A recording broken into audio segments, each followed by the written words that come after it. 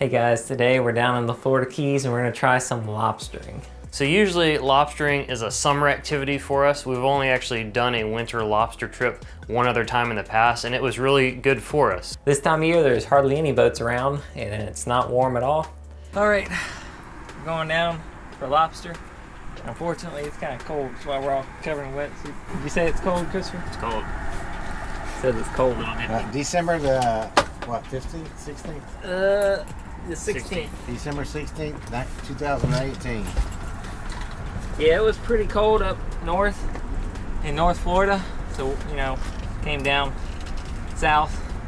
I believe we call that a snowbird. But yeah, it was bad. We were up there in the North Florida area. We had to wear jackets and jeans and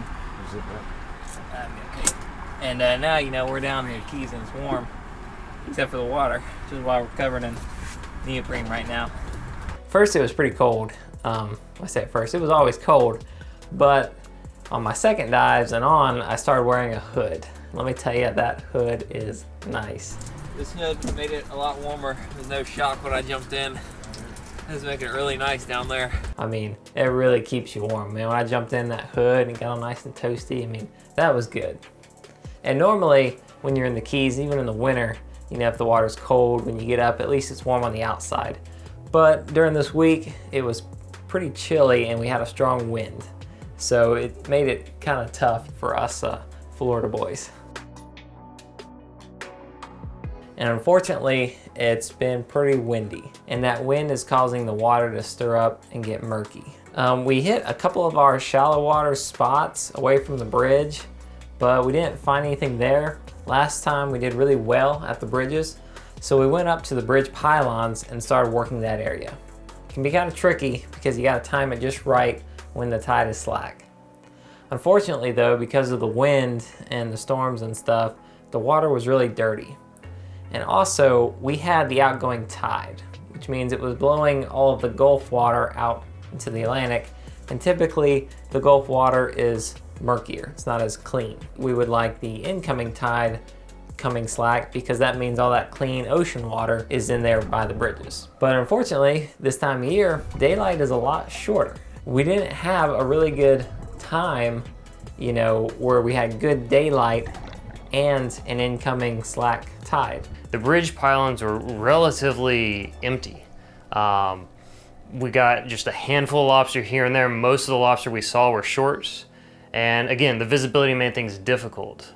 Additionally, because we were going under the bridges, we were dealing with a change in the lighting. Like we'd have real intense light from going in the middle of the day, and then the bridge itself would cast a shade. So in several areas where specifically we need to look, we go from like seeing everything to just like blackness.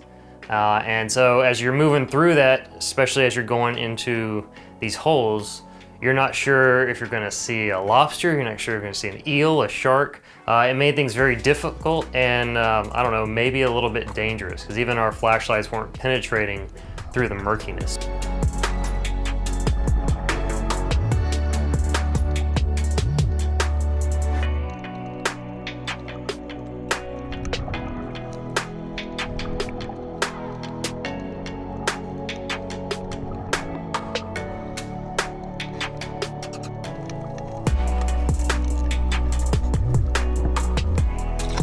So we tried the bridges a couple days, but we just didn't find any good stuff. And part of it was because we couldn't hardly see, and part of it was that the lobster were pretty small.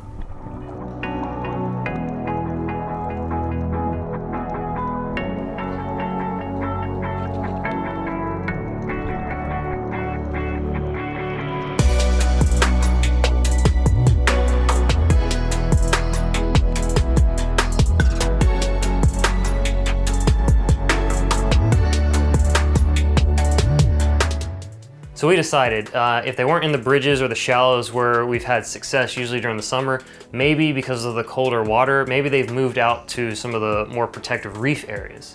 We hit some numbers that we had and about 20 foot of water, 25 feet, and actually had a fairly decent amount of success. We did find some keeper lobster there. Wasn't huge numbers still, we only got between the two of us maybe 8 or 9. As we were diving around, we found a nice piece of structure that had a bunch of good lobster underneath. These are pretty nice lobster for the Florida Keys. So we started tickling those out, you know, making sure to kind of net them from behind, and we worked as a team. You know, sometimes I would tickle and net, and he would work the bag, you know, stuff them in, and the other times, you know, I would hold the bag while he was tickling him out. So that was our best trip. After our first dive there, we decided to hit another spot nearby, which had a really great reef, a lot of structure on it. As we were going through this structure, I'm going down because I thought I saw what looked like a lobster antenna, and as I'm about halfway down, I hear Jeremy kind of call out underwater. You know, we've mentioned this before, that either means he sees a really huge lobster or he sees something dangerous. So I look up about this time to see what looks like underwater an 8-foot moray eel just slithering around. So we decided, yeah, we weren't gonna take too many chances with that. Don't mess around with those eels, those things are mean.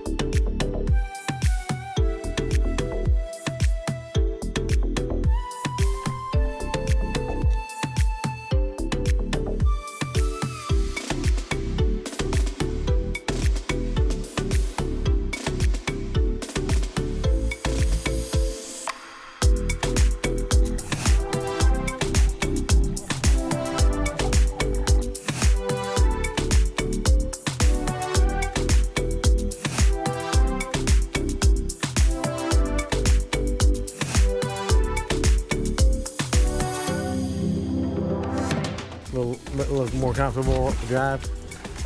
Yeah, What kind of biz? I don't know, 15, 20. That's pretty good.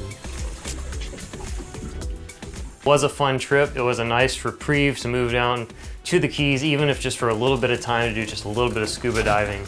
Always a great time when you're lobstering. If you're down there in the Keys in the winter, you know, give lobstering a try. At least it's not crowded, right? And the season goes till the end of March. So, you know, even if you hit it in March, it'll probably be a little warmer, might be a little nicer. Doesn't seem to be as good as the opening season, but it's still a lot of fun, and you can get some good lobster while you're down there. Anyway, thanks for watching. Tune in, we got a lot more videos coming up, and as you know, we'll be getting close to the summer lobster season pretty soon. So stay tuned for more videos about lobster in a couple months. So thanks for watching. Don't forget to subscribe and click the bell for notifications, and we'll see you next time.